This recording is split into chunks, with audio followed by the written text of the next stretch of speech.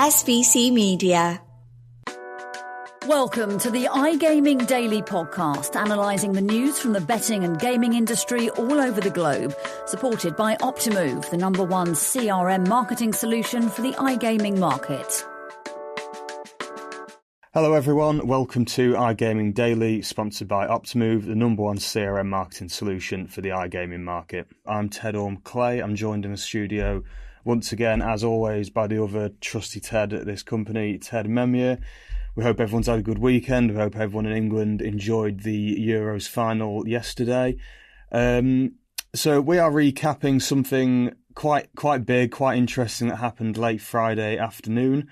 The Board of Trustees of GambleAware revealed that it has begun the process of winding down the charity, with full closure expected by March 2026. This will see GambleAware play no more role in the UK's development of a new levy, the statutory levy on gambling research, education and treatment. It won't play any role in strategy around harm prevention and treatment after that as well. And perhaps most significantly, it will no longer be the network for fundraising, commissioning of prevention and treatment of gambling harm initiatives and programs. Today we're just going to talk about whether we could have seen a different approach for political scrutiny, which may have led to a better outcome for GambleAware. We're going to examine the mixed emotions surrounding GambleAware stepping away from these responsibilities. Quite a meaty topic. We've got ourselves today, Ted, quite a one that's, it's been very long running, this, hasn't it? GambleAware was obviously at the centre, probably the most vocal voice calling for the way treatment is funded in this country to be overhauled. Obviously, GambleAware for many years, since its foundation in 2002, was like the main commissioner for fundraising, as we talked about, for deciding which projects, which initiatives, which other charities would get what funding, that was paid for via a voluntary industry contribution. How much of a revenue was it? Was it 1% of operator revenues were paid each year from the biggest companies? And then smaller ones made a smaller mandatory contribution, didn't they? Yeah, it was primarily on B2C operators. It was 1%. And that was kind of led by, the big five gambling groups. So, Evoke now, but William Hill back in the day, Bet365, Flutter, Entain with Ladbrokes and Coral. Yeah. And Betfred. Yeah, they were the biggest five, right? But the GambleAware often made a lot of comments, didn't it, about discrepancies between the bigger ones and the sort of medium and smaller ones. Yes, part of it, because it wasn't a statutory levy back then, it was mandatory, and you'd see a significant change between who contributed, which operators were most constant at giving or are providing funds to GambleAware. I think for me, it's just this really marks a key divergence now. Look, we've had the Gambling Act and its recommendations come in, and GambleAware quitting its responsibilities is for me the first signal of, look, the impacts are going to start coming in now. And this is really going to change how gambling operates in the UK. Yeah, for me, this did come as a bit of a surprise, coming as soon as it did, with the NHS not having fully taken on the levy yet, with it still being rolled out. And there was, although maybe this is an indication that we should have seen this coming, and that I remember I covered something last week. I think it was last week, of the Welsh government announcing some changes it was making with the NHS in Wales and taking on the RET levy and gambling harm treatment and so on. And in that, it was mentioned that GambleAware would still be playing a role. It would be getting some allocated funding, but it did say that this would only be for a year. So maybe that was made with knowledge of this announcement.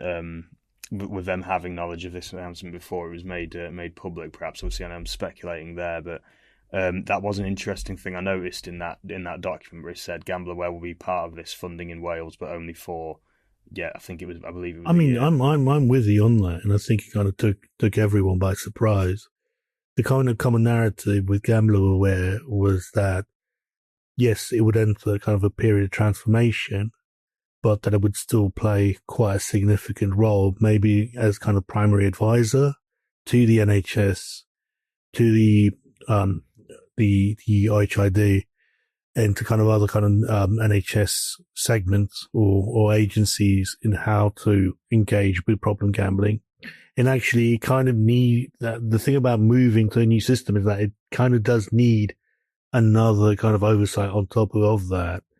What so many kind of third parties are saying is that they believe that kind of in that guidance and in this transition phase that we're under, it's that a lot of kind of communication's been lost, and a lot of third parties have had to kind of represent themselves to this huge enterprise in the NHS. Yeah, I mean, I guess the other thing, kind of building on what you said there, Ted, I was surprised that it happened, just because, like you said, I was expecting GambleAware to still continue, but for it to have to change its role a lot. Obviously, the NHS is taking on the commissioning role, the fundraising commissioning role, and will be the one which collects the payments, I guess, from operators, the scheduled the RET levy payments.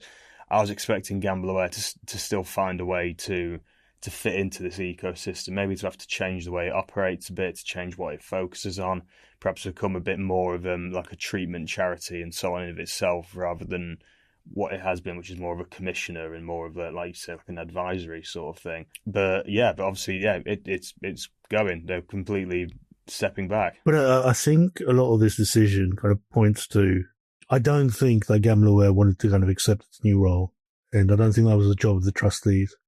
And to go kind of from chief commissioning charity for a subject matter such as gambling, problem gambling, that requires so many stakeholders, that where you do need kind of dedicated education training, research facilities, to go from the organisation that owned that system or had control over that system to then just playing a bit part. I don't think the trustees kind of accepted that, and I think they would have gone back and said, look, it's better that we just quit. GambleAware has always been a high-profile charity. The other thing here is that I think that GambleAware kind of knows its political interplays, and if it didn't have that, I don't think that it wanted to kind of just go back to being kind of a small kind of referral charity within the NHS. And then you've noted the what you think the stance from the trustees may have been about these changes that were being made to UK problem gambling, prevention, treatment, and funding, and so on. Could you just, for our audience who might not have caught up on this story too much, could you just break down the decision and what was stated by the trustees, what they've made clear so far? Yeah, look, on late on Friday, they put out a statement by Andy Barsha, chair of trustees, and okay, they're not going to give that too much away, but they said that they believe that GambleAware had helped the NHS transition to the new statutory levy, its new design, its new framework, and that now the kind of oversight of gambling harms, treatment and support would be viewed by NHS commissioners across England, Scotland and Wales, that it had kind of participated in returning the system back to kind of a community level, and that it had helped kind of transition or given the NHS kind of its new platform, along with the Office for Health Improvements in their disparities, to be kind of the chief stewards of this new system. The decision was welcomed by DCMS, who stated that GambleAware had left a positive legacy on UK on problem gambling treatment and support, and as a UK charity itself, and that its work would be continued through this system. That is still to be seen. I mean, it's interesting that we've had a response from DCMS, but we've not had one from the NHS.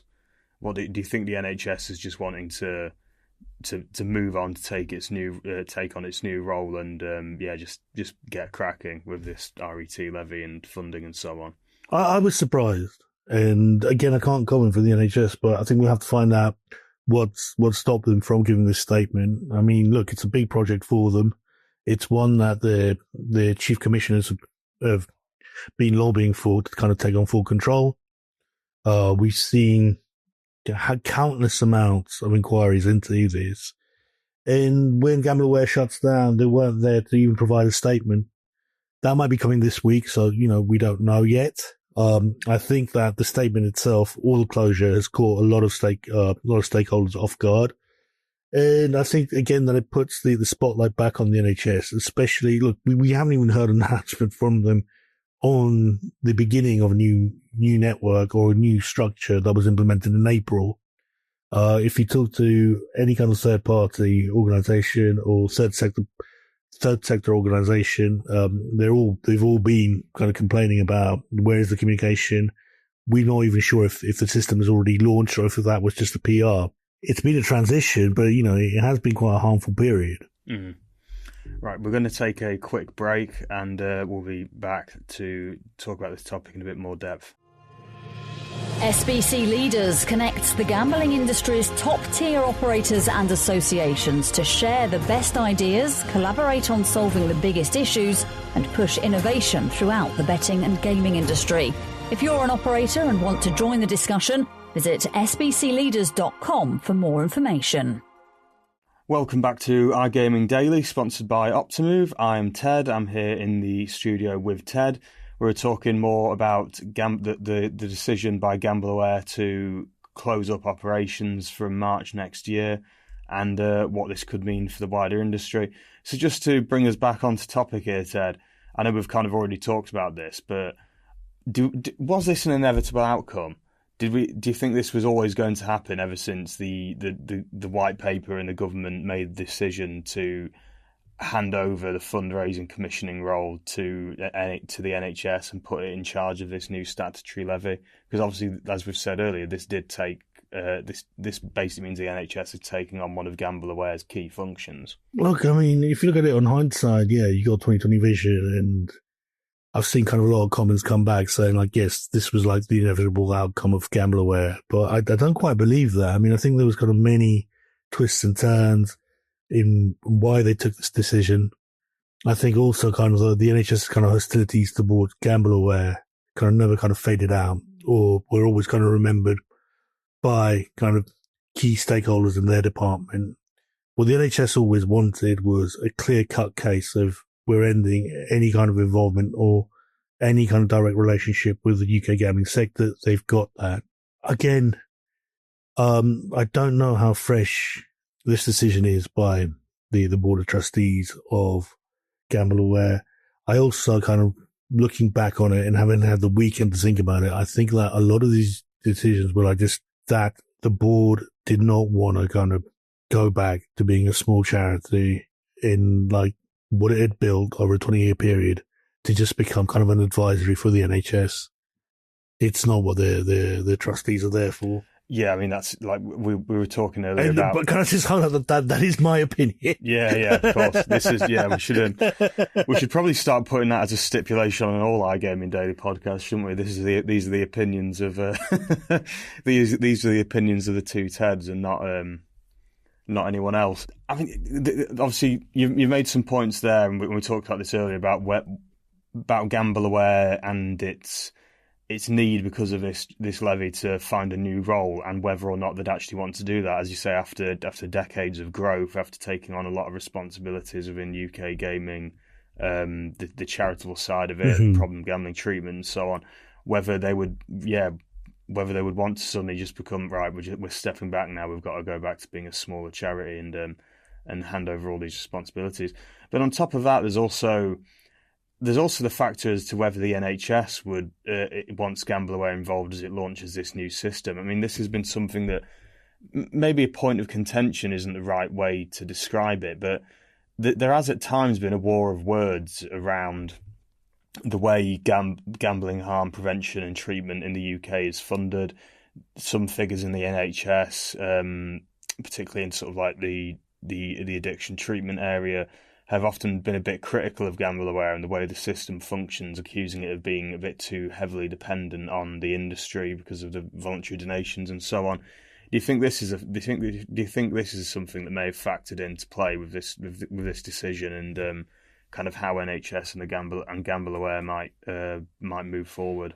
I think you're right, and I think looking back at this, I don't think that the NHS would have wanted GambleAware to have an involvement beyond the transition to a new system.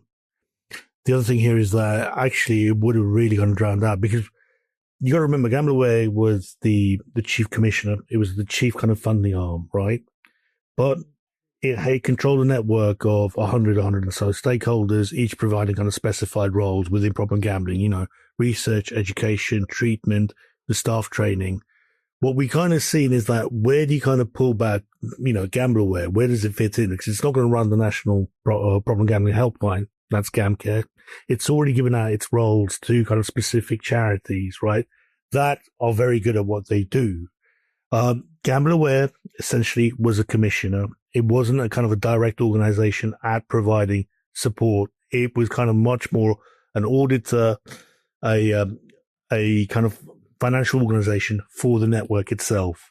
And I think that role is now the NHS.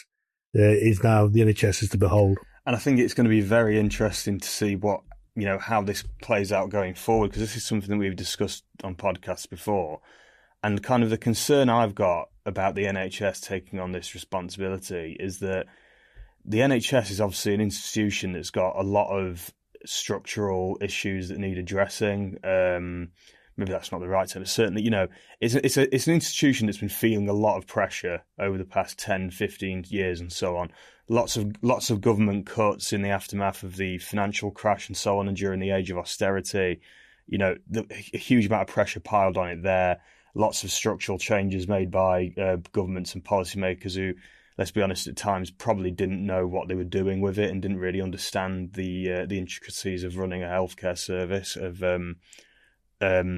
managing one. You know, people in the Department of Health and so on who wouldn't have had experience of that. You then had the COVID-19 pandemic, which obviously put insane amount of pressure on it. We were seeing in the news constantly stories about the NHS being on its, you know, knees because of the pandemic, because of the amount of patients that were coming through, because of all the pressures that were put on top of that.